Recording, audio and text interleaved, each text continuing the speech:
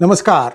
Nehal Modi arrested. He is connected with Mehul, Choksi and Nirav Modi, and I'll tell you all about what happened. He was re-arrested in a court in United States after serving a sentence in US for larceny, and I'm going to give you all the details. This is a huge scam, and I'll tell you how Punjab National Bank let it slip through its fingers in terms of doing some dubious LC creation, letter of credit creation. I've done a little bit of this in a previous podcast, so some of it might look redundant, but bear with me, folks. This is an important revelation and this could lead to many more things. Unfortunately, in India, justice moves rather slowly, and I wish these things would go quickly and that any appeals that they may have following a conviction, those things are dealt with almost immediately. What is the issue? I'm going to show you and explain to you using a small slide deck. Here we go. Before we continue, please like this video, and if you have not already subscribed to our channel, do subscribe to our channel. Who is Nehal Modi? He is the younger brother of fugitive Nirav Modi, and he was released from a US prison on Thursday. We are recording this on a Saturday after serving a nearly 3-year sentence in a cheating case. Nehal was immediately taken into custody the next day by US authorities at the request of Indian agencies. A red corner notice had been issued by the Interpol in 2021 at the request of the Central Bureau of Investigation, India. An extradition request was submitted in 2022 but could not be executed due to the fact that he was serving a term in United States. So what exactly happened? Before we come to that, we'll talk about a little bit of how much coordination took place between CBI and the US authorities. This has been going on for over a month, and they wanted to make sure that he doesn't disappear once he gets released. So they had everything ready so that they could re-arrest him. Now he has to plead his case to try and stay in the United States instead of being extradited to India for standing trial for his crimes in India. The court is going to hear him on July 17th, during which the CBI will press for extradition while Nehal Modi may seek bail. So what exactly happened in the United States for which he did jail time? In 2022, Nehal Modi, the ex-CEO of the now shuttered Samuels Jewelers, was convicted of grand larceny in the first degree by a New York State Supreme Court jury. You can look up what grand larceny means. He fraudulently obtained $2.6 million worth of diamonds from a New York-based wholesaler called LLD, also called Lev Leviev Diamonds, under false pretenses. See, this guy, that Modi brand, Nirav Modi brand, used to be advertised very, very powerfully in India. If you remember, a lot of celebrities used to advertise this, and they were compensated by being given this expensive jewelry. And many of you, if you go and have them examined at a jeweler shop, don't be shocked if it comes out that the diamonds you were given are actually glass. So don't be surprised. You're in for an unpleasant surprise. Yeah, the people who advertised, the Bollywoodias who advertised for Nirav Modi's diamond, I'm forgetting, it was a few years ago. This used to be a big deal, very slick advertisement and all that stuff. So in March 2015, Nehal approached LLD Diamonds claiming to have negotiated a deal to send $800K or $800,000 worth of diamonds to Costco Wholesale Corporation. Well, believing that deal was legitimate, see, at that point, they were not caught, right? He comes from a legitimate backdrop. LLD agreed to supply the diamonds on credit. A 90-day payment window was given, and this is normal for the diamond industry because much of their business runs on trust. This arrangement was in line with standard trade practices. So instead of selling to Costco, what Nehal did was he pawned the diamonds the next day at model collateral loans for half that price, $450,000, because I think they got the deal was for $800,000. He got the diamonds and then he pawned it for $450,000. Now in May 2015, Modi contacted LLD on 3 separate occasions, each time falsely claiming to have secured deals with Costco. Based on these, he obtained an additional $1 million worth of diamonds. Although Modi made partial payments to LLD, sometimes you just want to keep doing this to make it look like it's all legit. The thing was, Modi never had a deal with Costco. These are his crimes in the United States. Let's see what is he wanted in India for. Nehal Modi is wanted in India for his alleged role in the 13,000 crore Punjab National Bank scam. I'm going to explain this scam by way of drawings. Again, I have done this once in the past. Please bear with me if you've already seen this, but this is just to establish the context as to how easy it was for these people to scam 13,000 crores from the Punjab National Bank. I don't think that has been recovered yet. So the Nirav Modi is accused of siphoning 6,498 crores, while the remaining amount was allegedly misappropriated by Mehul Choksi. How did this happen? Well, this is a jugaad. I shouldn't say jugaad is not a good word to use there. Jugaad is actually something you do to get a good outcome.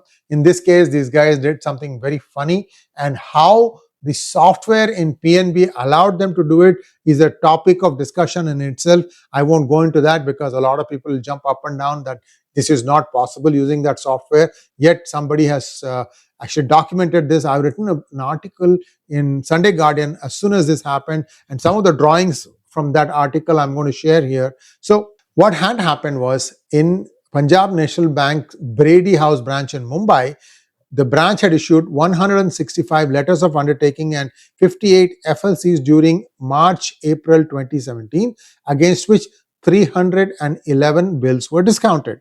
Nehal allegedly facilitated the concealment and transfer of illicit funds via a network of shell companies in Dubai and Hong Kong, presenting fraudulent trade as legitimate. You know how this thing actually got found out? The agency in Hong Kong sent the data directly to the PMO office in Delhi. That's how this thing got unearthed. Otherwise, if it was just business as usual, nothing would have been found. The skimming would have continued happily.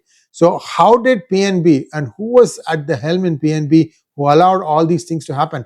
Nothing has come out in this case so far. Now, here is where, how did they do the crime? I have to explain that to you, how this crime was committed. Whenever you want to open an LC, you have to have money sitting in your bank to cover that.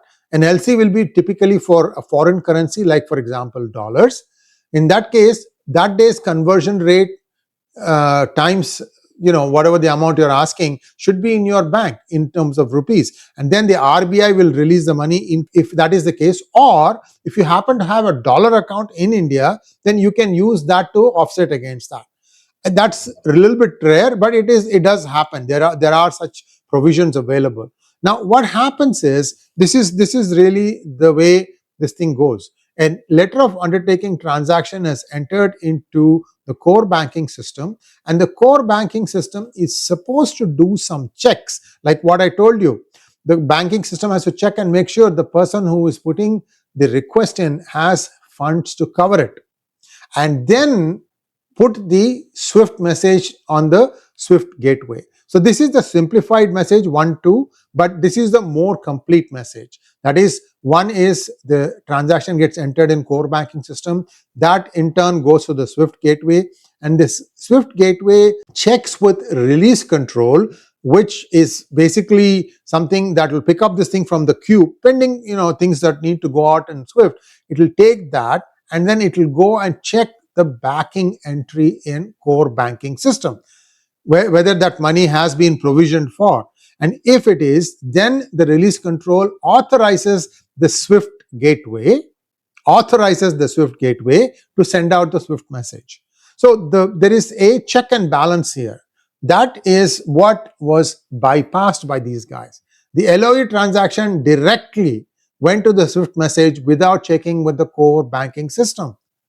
How could this be possible? Who enabled it in Punjab National Bank? That is a huge question. Again, that's not been answered. It also looks like the person who was doing all these things, there was a transfer of that person on that desk. The new guy demanded more money and didn't get it, or some hanky-panky happened there also. Whatever it is, this is 13,600 crores, and this is taxpayer money. This is your money, my money, and this has not yet been recovered to the best of my knowledge. So that is the crime. Now, in order to cover up his crime, Nehal allegedly destroyed phones, laptops, and servers to erase all the digital evidence, and he tried to move some of the Dubai-based companies to Cairo to try and hide some of these things. And he also used false ownership declarations here. And he played a central role in laundering illicit funds through a complex network of shell companies. NDTV comes to mind. That's why I was so disappointed, because that showed the template, how all this hanky-panky was being done, because NDTV was among the first ones, and then after that many people repeated it. In fact, many crimes are still there. Nothing has been solved. I don't know what the finance ministry is doing, because this is all under ED, Enforcement Directorate, and they really need to crack the whip. Maybe they don't have enough qualified people, or maybe there are some political compulsions. I don't know. I really don't know. I wish somebody would put out some note saying that these things are under investigation, that we have made progress, something there to know that these things are actually moving forward and not going moribund. Now, the thing was, when people refused to do what he wanted them to do, that is, people who are employees of Nirav Modi or Mehul Choksi, he would use intimidation tactics. I don't know, send bulky people. I don't know. This is really sad if that was what he tried to do. So be that as it may, now everything is set.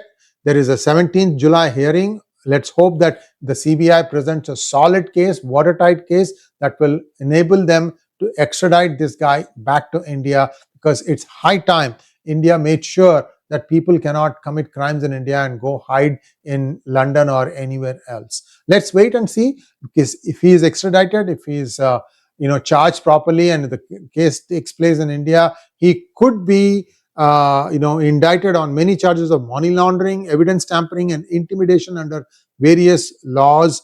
Especially the new laws might apply, and there's PMLA here.